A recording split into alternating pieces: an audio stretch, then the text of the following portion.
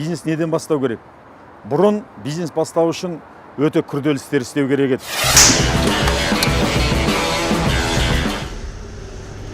Кредит алу керек, цех ашу керек, қойма ашу керек, адамдар алу керек. Ал бүгін интернет дамыған заманда оның ешқайсысы керек жоқ. Қойма да ашып керек жоқ, әуел десеңіз офиста керек жоқ, тіпті бастап қаражат та керек жоқ. Олай болса елдердің бәрі неге бизнес бастап кетпейді деп сұрақ қоятын шығарсыз. Неге? Мен де таңғаламын. Шынымен неге бизнес бастап өз тағдырыңызды өзіңіз қолға алмай жатырсыз? 30 жылдай бизнесте жүрмін. Көптеген кәсіпкерлерді танимын. Көптеген кәсіпкерлердің нөлден бастағанын білемін. Қазіргі кездегі проблема үлкен кәсіпкерлердің, орта кәсіпкерлердің, өндіріс жасағандардың товарлары толып жатыр. Олар клиент таба алмайды. Қазір кім клиент табылады? Барлық көзір, барлық кілт соның қолында. Сендер қазақтар өте ақылдысыңдар, көп ойланасыңдар, сондықтан сендер бизнес бастамайсыңдар деп түрік ағайындар бізге қалжыңдап күледі екен. Ал бизнестерді кім бастамайды? Неге бастамайды? Әр қайсының өзінің ойы, өзінің пікірі бар, өте ақылды адамдар. Тіпті мемлекет емес, әлемді қалай басқаруды білетін адамдар, санасы жабық адамдар бизнесті бастамайды әрине. Олар біреудің ақылын тыңдамайды. Әр нәрсеге өзімдік ойым бар. Қазір барлық мәселе сатылуда, клиент табуда. Егер клиент таба алсаң, кілт көздір сенің қолыңда. Егер сізге осы видео ұнаса, қазір лайк қой. Және аяғына дейін тыңда. Аяқ жағында менің сізге деген керемет сыйым бар. Енді нақты бизнесті қалай, неден бастау керек? Егер сіз бұрын бизнес бастамай жүрсеңіз, сіз алдымен зат беруші, поставщикті тауып алуыңыз керек. Ауыз салмаңыз ба? Сіз поставщиксіз ба? Қазіргі кезде көптеген поставщиктер мынандай жағдай айтады. Мен өзім товарым бар, клиентке өзім товар жеткізіп беремін, ақшасын аламын, тек қана клиент әкеп берсең болды. Мен сол нәрсені білмеймін, оған басым қатырғым келмейді дейді. Сондай поставщиктерді тауып аласың. Оны қайдан табасың? Қазір үлкен оптовый базарлар бар, соған барсаң болады. О, дұрыс. Сіздің әке-шешеңіз, достарыңыз, туыстарыңыздың міндетті түрде кәсіппен айналысып жатқан бір адамдарыңыз бар. Солар арқылы кәсіпкерлерге шығуға болады. Соларға егер мен клиент әкеп берем, маған үлесін беремін десеңіз, олар қуана сізбен келіседі. Болмаса, біз сіздерге бизнес бастау, осындай дропшиппинг деген компания дайындап қойдық. Дроп не? Барыга біше. Дропшиппинг деген оның қоймасында мыңдаған түрлі товар бар. Ол тек қана клиентпен айналыспайды, басқа шаруаның бәрін өзі істейді. Жеткізіп береді, ақшасын алады да, үстіндегі пайдасын сіздің шөтіңізге аударып береді. Тұра тұрыңыз, жазып алайын. Бизнес бастаудың қасынан осындай 4 компания ашылды. Соның кез келгенімен істеп кетуге болады. Әрқайсының товарына 2 есе, 3 есе, кейбіреуіне 5 есе қосып сатуға болады. Болмаса, өзіңіз тауып алсаңыз болады. Интернеттерде автобус сататын компаниялар өте көп. Завод, фабрикаларда көп. Екінші қадам, осы поставщиктермен келісіп алғаннан кейін түрлі жерлерге жарнамалар бере бастайсыз. Әрине, алдымен ол үшін ана заттың жақсы суреті керек, оның сипаттамасы керек. Қазір тіпті бір шаланға беретін болсаңыз, сату KZ, маркет KZ, OLX, болмаса Instagram, Facebook'тағы ақылы және ақысыз топтарға бересіз.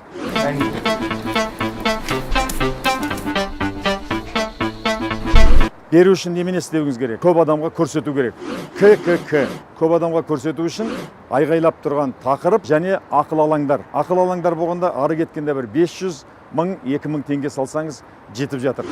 Екінші қадам ККХ. Ол үшін ішіндегі мәтіні өте жақсы болу керек, және де суреті тамаша болу керек.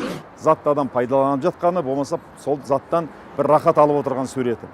Осыған хабарын беріп тұрсаңыз да, содан кейін енді клиенттен қоңырау тосыңыз. Сіздің поставщигіңіз, дропшиппинг компаниясы товарды жібере алмаймын десе, Қазпочта, болмаса басқа бір курьерлік компаниялар бар. Солар сіздің товарыңызды жеткізіп, өзінің үлесін алып қалып, сізге ақшаны жібереді. Үшінші қадам, енді клиентпен дұрыс сөйлесе алу. Егер клиент сізге хабарласқан кезде сіз товар жайлы дұрыс айта алмасаңыз, оның түрлі күмәндеріне, возражениесін жаба алмайтын болсаңыз, үзіліс жаса, фиксен ауысти. Қайтадан поставщикке звондайсыз да, анық-қанығын біліп аласыз. Осылай 5-10 рет поставщикпен, клиентпен хабарласқаннан кейін сіз тәжірибе жинап аласыз. Көндірдіңіз, 4-ке аламын. 4000, бұл 40 мыңның акциясы. Мен қазір бұл ұстауымды жоям. Сәлден соң менің қаршым толық нұсқамен сізге міндетті түрде хабарласады. Келістік. Керемет. Біздің орталыққа қош келдіңіз. Сау болыңыз. Ах, Шексырым, сен қалай олай жасап тастадың? Бұл арқылы сіз үйреніп жатырсыз, және де тәжірибе жинап жатырсыз.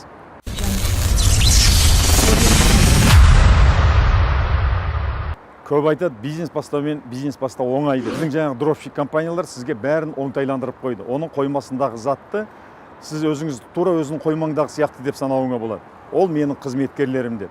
Екінші, егер сол қоймадағы мыңдаған зат сізге ұнамайтын болса, сіз өзіңіз Alibaba, AliExpress, Alma.tao сияқты сайттардан жүздеген миллион товардың кез келген суретін жіберсеңіз, біздің мамандар, эксперт тобындағы сізді тікелей Қытайдың мықты Европаға, Америкаға, Ресейге істеп жатқан заводтарын шығарып береді. Сол заводтың сайтын, телефонын береді.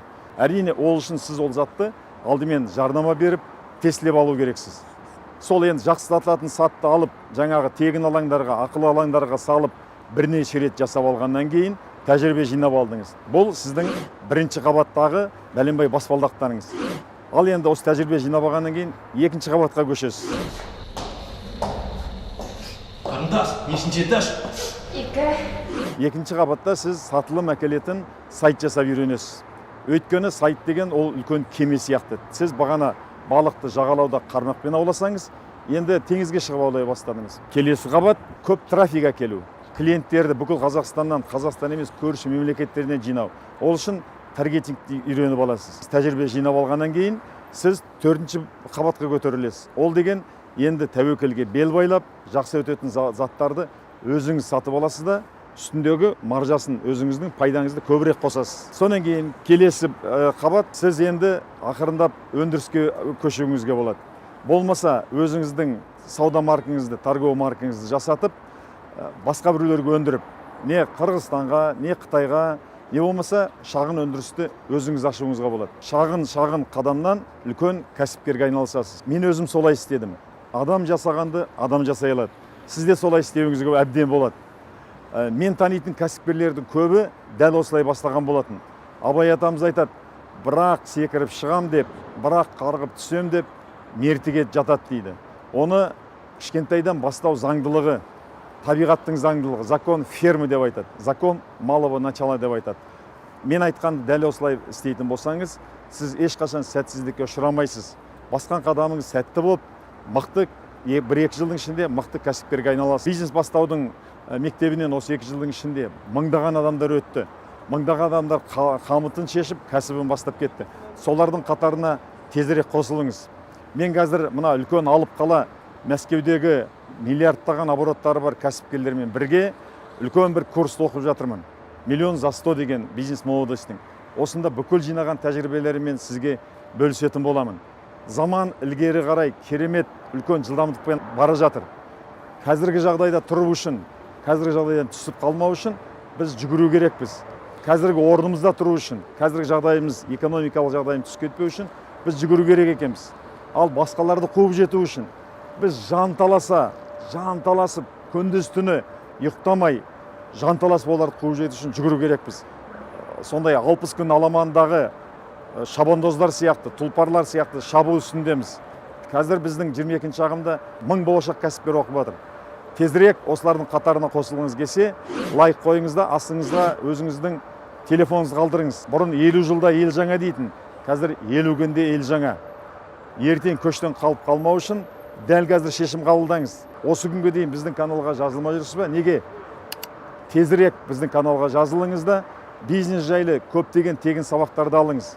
Сізге тағы да бір керемет менің сыйлығым бар. Ол осы ресейлік кәсіпкерлер, қазақстандық кәсіпкерлер жасап жатқан 500-ге жуық нишалар бар, салалар бар. Соны сізге тегін береміз. Және де осы жерге тіркелсеңіз, сізге тағы да керемет үлкен сыйлық. Осы бизнес бастау, сала таңдау жайлы видеоға тегін сілтемесін аласыз. Бізге тезірек қосылыңыз. Ол мен үшін өте маңызды.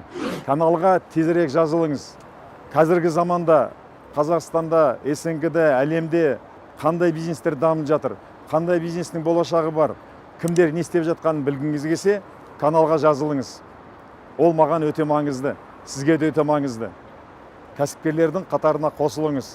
Аламанға шабыңыз бізбен бірге. Каналға жазылыңыз.